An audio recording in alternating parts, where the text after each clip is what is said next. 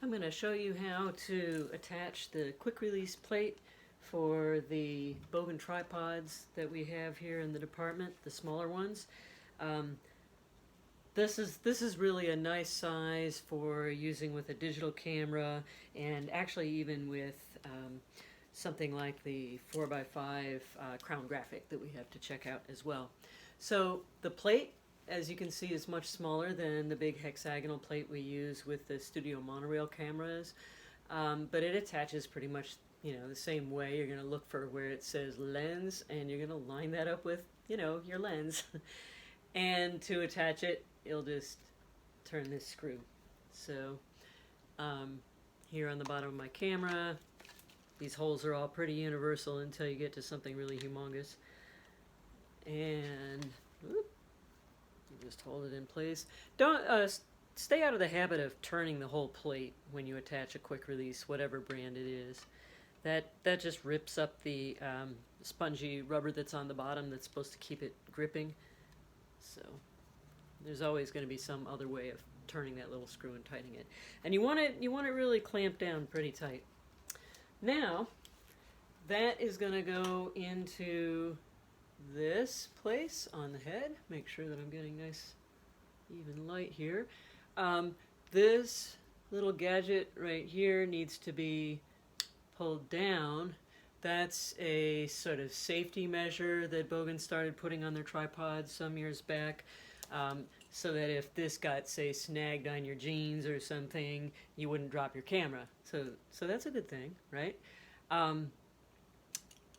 So now we're just going to put the front of the camera in, sliding this place in under that angled edge, and then simply with your fingers clear, push down, and that's going to lock it right into place here. So now you're good to go. As with anything, just test it and make sure. I mean, if you can pick up the tripod by the camera, then you're probably good. With these tripods, as with any tripods, I want to remind you not to over tighten things, and I want to remind you to loosen the various adjustment knobs, lockdown knobs, before you adjust the camera. Like, don't just wrench it. The biggest one that I see causing things to get stripped is the one that allows you to pan or turn it, because the surface where the camera or the tripod head is actually attached to the base can also get turned and loosened up if you're not paying attention to loosening this. Alright, so you're going to loosen that. These have kind of a cool little feature with them, some of the newer ones, where once it's folded down and you're trying to carry it compactly in your car, check it out. Oh, so cool. This one too. It just pushes right in and takes up much less space. Sticks you in the gut less when you're carrying it under your arm. But when you're using it, you want to pull those out so that you have good leverage for driving your camera, right? And again, you don't need to put a huge hurt on those things to tighten them down. Your camera will stay put. So to take the camera off, make sure I've got light again for the video. Yes, I think so.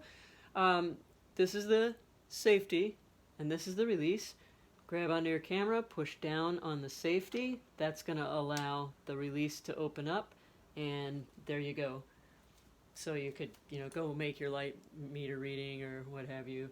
Come back. Let's see it one more time. There you go. The big thing is, don't put your finger here when you're putting the camera down, because this thing snaps with a vengeance, and oh, it hurts so much.